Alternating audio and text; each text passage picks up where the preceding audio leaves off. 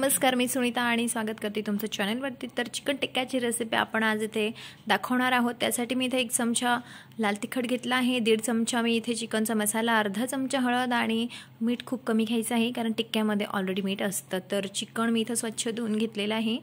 पाऊण किलो इथे चिकन आहे, त्याला मी इथे अद्रक आणि लसूणची पेस्ट बनवलेली जी आहे, घरीच बनवलेली पेस्ट आहे, तर ती इथे टाकून घेतलेली आहे। अशा पद्धतीने 3-4 चमचे जे तुम्हाला जमेल तेवढं तुम्ही अद्रक लसूणची पेस्ट टाकून द्यायची आहे।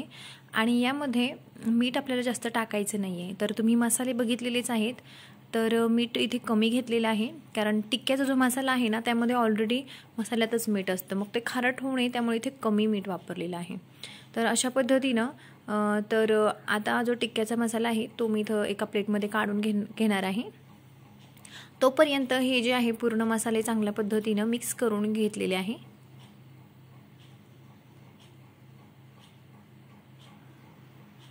तर हा मसाला आहे, तुम्ही बघू शकता।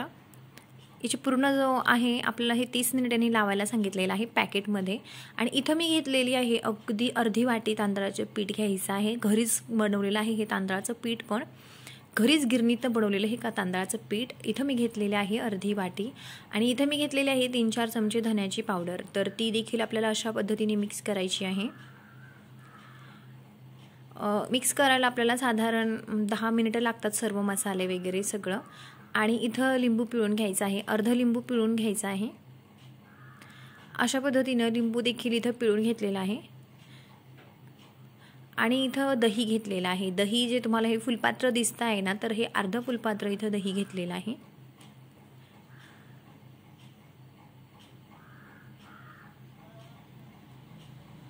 तर छान असं मिक्स करून घ्यायचं आहे म्हणजे। आणि हे मी ठेवणार आहे साधारण 2-2.5 तास मी ठेवणार आहे। पॅकेटवरच्या रेसिपीवर असं दिलेलं आहे की तुम्ही अर्धा तास ठेवू शकता, पण जास्त वेळ ठेवल्यानंतर अगदी जास्त टेस्टी होतं, तर मी जास्त वेळ ठेवणार आहे। तर 2.5 तासानंतर मी आता तेल तापायला ठेवलेलं आहे। तेल माझं चांगलं गरम झालं की मग मी इथे चिकनचा जो पीस आहे तो तेलामध्ये टाकून दिलेला आहे। आणि अशा पद्धतीने सर्व पीस टाकून द्यायचे आहेत, एक एक करून जेवढे आपले तेलात बसतील तेवढे पीस टाकून द्यायचे। आणि 3-4 मिनिटांनंतर हलवायचं आहे, लगेच हलवायचं नाही आहे। तर 3-4 मिनिटं माझे झालेले आहेत आणि मी थोडंसं हलवून ते तेलातनं जरासं मोकळं करून घेतलेलं आहे। तर हे बघा 5-10 मिनिटांनंतर हे असे दिसणार आहेत।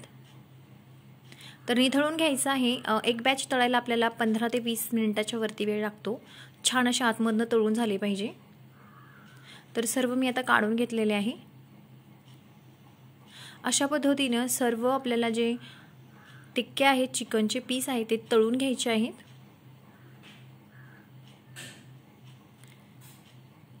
तर आता मी एक एक करून सर्व सोडून देणार आहे आणि छान पद्धतीने हे तळून घेणार आहे।